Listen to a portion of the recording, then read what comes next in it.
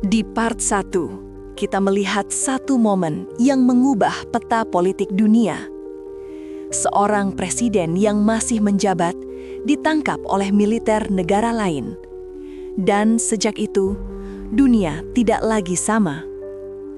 Pertanyaannya sekarang bukan lagi apa yang terjadi, tapi apa yang akan terjadi selanjutnya. Apakah dunia akan bergerak menuju stabilitas baru? Atau justru meluncur ke arah konflik yang lebih besar?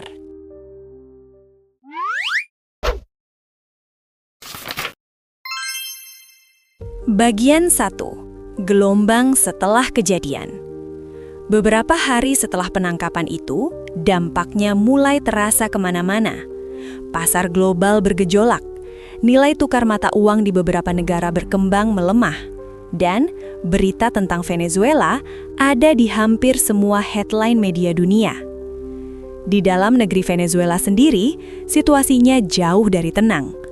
Pendukung pemerintah turun ke jalan, kelompok oposisi juga bergerak. Dan di tengah semua itu, rakyat biasa kembali jadi pihak yang paling merasakan dampaknya. Ketika satu keputusan politik di level global diambil, yang bergetar pertama kali hampir selalu adalah kehidupan orang-orang kecil.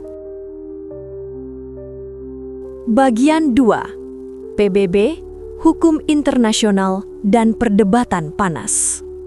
Tak butuh waktu lama sampai isu ini masuk ke forum-forum internasional.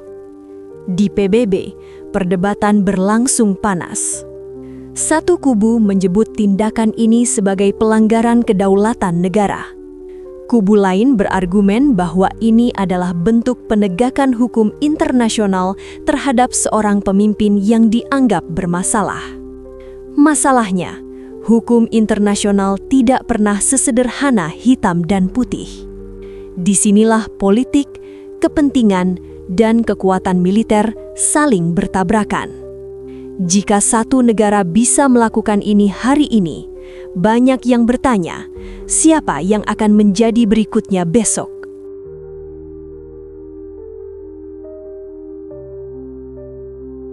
Di balik layar, negara-negara besar mulai mengambil posisi. Sebagian mendukung langkah Amerika Serikat dengan alasan stabilitas dan keadilan internasional. Sebagian lain memilih mengecam keras karena khawatir dunia sedang bergerak ke arah yang lebih berbahaya, di mana kekuatan militer lebih menentukan daripada diplomasi. Bagi negara-negara berkembang, situasi ini terasa mengkhawatirkan, karena jika presiden ini diterima, maka konsep kedaulatan negara bisa menjadi semakin rapuh. Dunia tidak hanya sedang membahas Venezuela, dunia sedang membahas aturan main baru dalam politik global.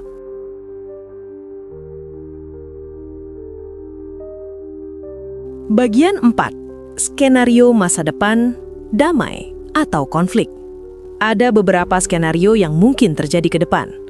Skenario pertama, ketegangan meredah, diplomasi kembali mengambil alih, dan dunia mencoba menata ulang keseimbangan politik global. Skenario kedua, ketegangan justru meningkat, blok-blok kekuatan dunia semakin terpolarisasi, dan konflik regional menjadi semakin mudah meledak.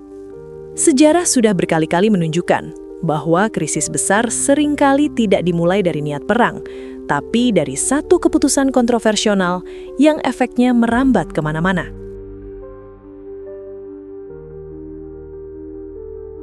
Penangkapan Presiden Maduro mungkin hanya satu peristiwa, tapi dampaknya bisa membentuk arah dunia untuk bertahun-tahun ke depan. Apakah kita sedang menuju dunia yang lebih tertib atau dunia yang lebih berbahaya? Sekarang, aku mau lempar pertanyaan ke kamu. Menurut kamu, dunia akan memilih jalan diplomasi atau justru konfrontasi? Tulis pendapatmu di kolom komentar. Kalau kamu suka bahasan geopolitik seperti ini, jangan lupa like dan subscribe supaya kamu nggak ketinggalan kelanjutan ceritanya. Karena di part 3 nanti, kita akan bahas siapa yang paling diuntungkan dan siapa yang sebenarnya paling beresiko dari krisis ini. Kalau kamu suka fakta seperti ini, jangan lupa like, share, dan subscribe. Karena masih banyak fakta Indonesia lain yang bakal bikin kamu tercengang.